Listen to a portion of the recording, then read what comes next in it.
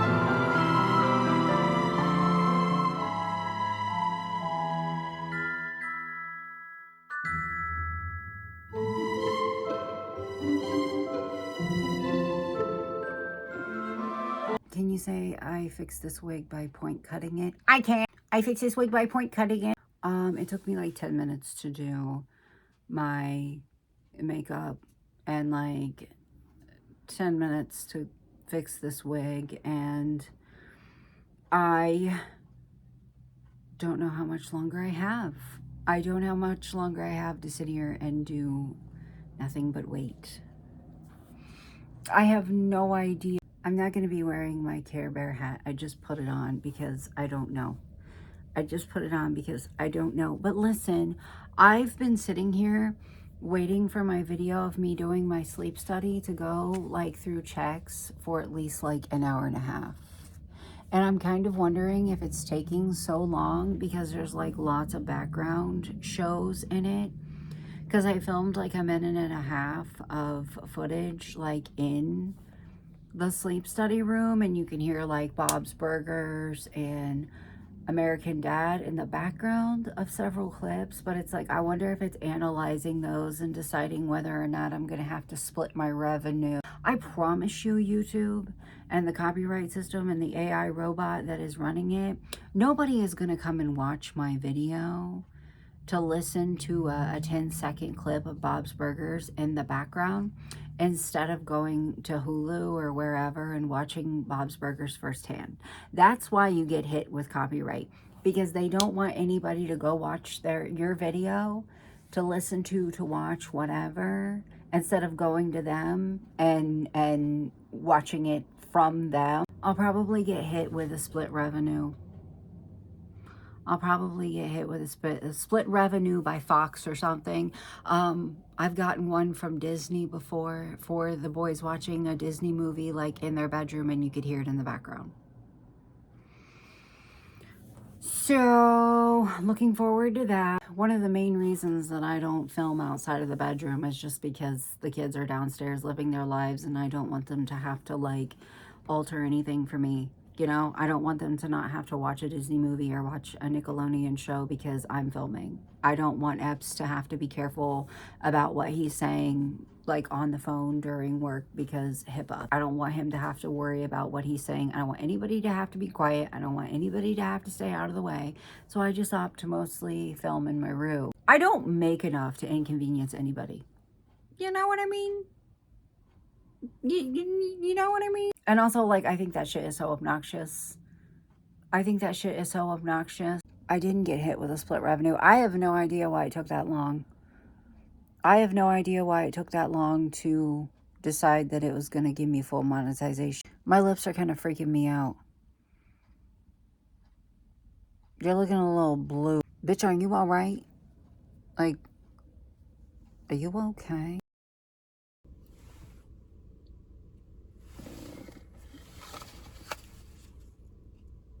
I can't tell if that like white noise that I'm hearing is coming from my Jeep or not, but my Jeep's not on, so it fucking better not be. I'm trying to shovel in my sandwich and chug some caffeine because I just got to my appointment. And I'm very tired. My face hurts. I'm so tired. My face physically fucking hurts right now. And also, like,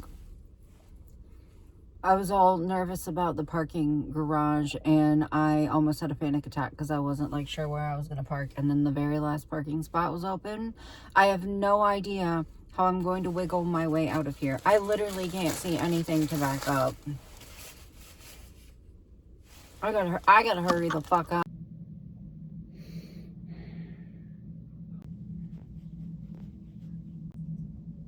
I don't know what the fuck is on the corner of my mouth. Right here. It's not like dry food or anything like that. And so I've been sitting here trying to wipe it off, and I think I turned it into a bruise. Because you don't, what the fuck?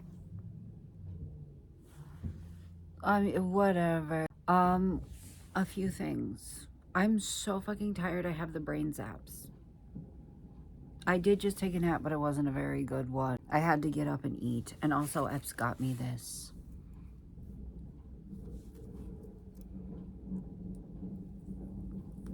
I have to find room for her on my nightstand.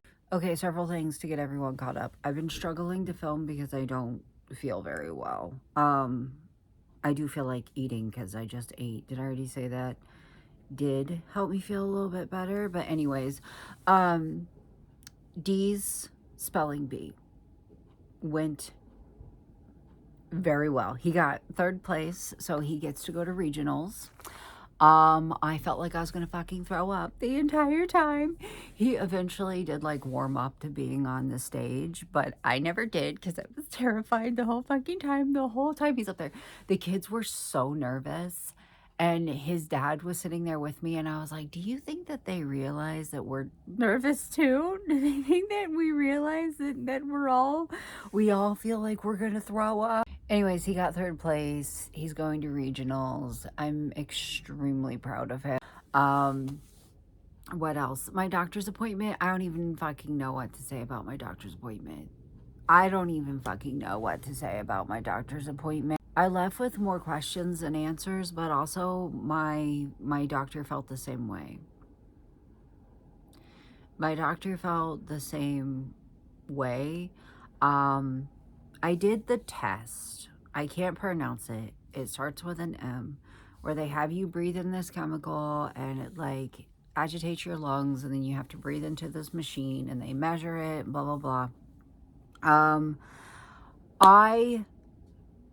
My asthma did show up on it, but he was like, listen, I think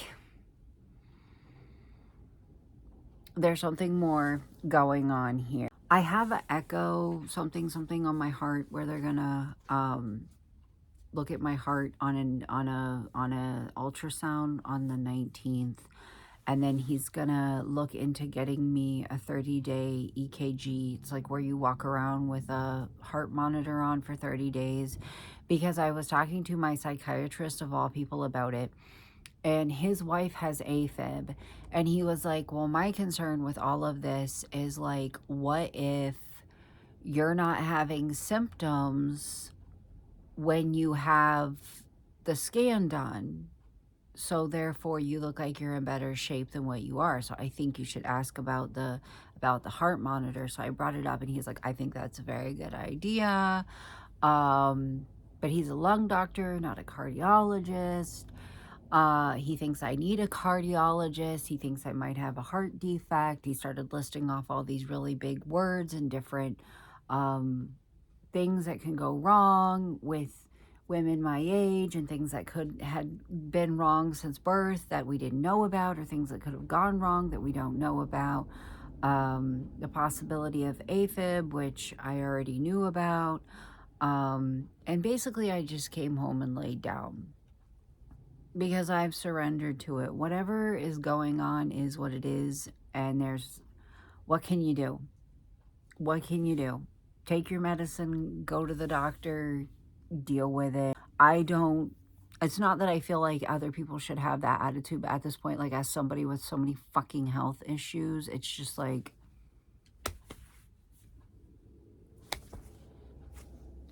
like, okay. I think it's scary. If something's wrong with someone's heart, that is a scary thing, but like, I don't want to spiral about. I feel like I'm surrendering fully and completely to like whatever like I have not let go this much since like my pregnancies. I was talking about it the other day with the nurse in my psychiatrist's office, as somebody that is like so fucking anxious that I feel like I'm perpetually walking around with somebody with a pew pew pointed at the back of my head. I never surrendered more than like with my pregnancies. Not being able to see like what's going on in there and everything is terrifying. And I just was like, this is out of my control, and whatever is going to happen is going to happen. And I just, no amount of anxiety is going to change that. So I just surrendered, and that's how I feel right now. Whatever's going on is going on.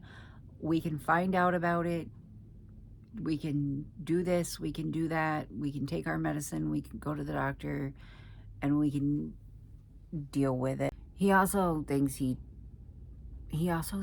told me that was what was about to come out of my mouth. He also thinks like the weird nodules on my lungs, which are the original reason that I went to go see him, he thinks they're scar tissue from like how I've had repeated COVID and repeated bronchitis, and like we live in an area that is just, there's power plants and chemical plants and factories everywhere, and the air is fucking disgusting. A lot of people where I live develop like lung cancer, breathing issues, COPD, things like that. Asthma's really bad in this area because our air quality is disgusting. Beautiful sunsets, but everybody's got the crud. So he thinks it's scar tissue and it's growing. He wants me to get another scan on my chest because it's been almost a year. He said non-invasive. I don't have to get an IV or anything like that. I hate getting them though because I have to take my Scooty rings out, and I hate having to take them out because they're really old and they should be tough at this point, but they're not. I hate taking them out, but more than that, I hate putting them back in. Did I tell you guys whenever I went to the dentist, they tried to tell me, please try to take your eyebrow ring out, and we couldn't get it out, so I didn't have to, but it ended up not fucking with my x-ray, so that's good. But I have to get the nodules in my lungs looked at again, just to track the growth of them. But he does have a theory that it's scar tissue, and he was like, I don't want to cut into you to see what it is. And I was like, I'm gonna be perfectly fucking honest with you. I don't want you to cut into me to see what it is either, especially if it's just scar tissue. I had blood work done not that long ago too, and he was like, your liver's doing good and your kidneys are doing good, and I'm like, fuck yeah. But he said nothing unexpected showed up, like with the test that I had done. Like the results looked exactly like what he thought they were gonna look like, but there are several like issues that I'm having that he is afraid are heart issues and not lung issues, or there could be something wrong with my heart that is making my lung issues worse. So I've surrendered to it, and it's just gonna be what it is. We'll see something. Also, my lung doctor also has studied sleep medicine, and I didn't know that until the nurse told me. He looked at my sleep study, and because I was telling him, like, we were talking about it, I was like, they showed me this chart and they showed me where I was on it, and he was like, it's normal for a lot of people to have some amount of obstruction in their mouth, but it doesn't necessarily affect their sleep. It's also normal for people to stop breathing in their sleep for a little bit, so many times per hour. But I'm going to tell you right now, I think, like from what I saw, but I'm not your sleep doctor, I think your sleep study looks pretty good. I think it looks pretty good. I'm not an official diagnosis. I can't officially call that because I'm not your sleep doctor, but I think it looks pretty good. I told you guys, I think it's psychological. And then he started like giving me like a recommendation for like apps and stuff to help with insomnia. He's like, I just honestly, between you and me, think that you just have really severe insomnia because you have a huge list of mental health diagnoses that all of them have sleep issues, like starting with my ADHD and going all the way down to my panic disorder. He said that they all, one of the main things of these things is sleep issues. You've said you've never been a good sleeper. You probably never will be, but here's this app, that app, and a list of things that you can do. He told me beds are for two things, sleeping and sex. And I said, dude, I'm so fucking depressed. I feel like I'm addicted to my bed. I feel like I'm addicted to my mattress. And he was like, I get it. But here's a list of things that you can try. And he gave me like some tips and stuff. But yeah, I left the appointment with more questions than answers. It was one of those, he sat down and he was like, I have good news and bad news. And the good news was that nothing surprising showed up in the test. It was exactly as he thought it was going to be, and also that all of my blood work came back really good. The bad news is I think there's something fucking wrong with your heart. It's just going to be what it is. It's unfortunate that like a lot of things are just sitting and waiting, because that's what we have to do. We have to wait until I get my thingy on the 19th. But yeah, I don't know if he's gonna like call something in and have them deliver it to my house, like the thingy. I don't know if he's gonna put out a referral for it. I don't know if he's gonna wait until he sees what the thing says. I don't know. But I also know he's a pulmonary doctor and not a cardiologist. So there's only so much he can do. Anyways, this is really cute. I've got me two things of my favorite cookies too, because I have a little bit of an appetite back. I don't know how long this video is, but I think I might go ahead and end it because the boys are going to be home any minute and I need to take some Tylenol or something so my head can stop hurting and get up and do something. I'm not going to flip you guys off because I'm self-conscious on my nail. I'll see you guys tomorrow. Bye.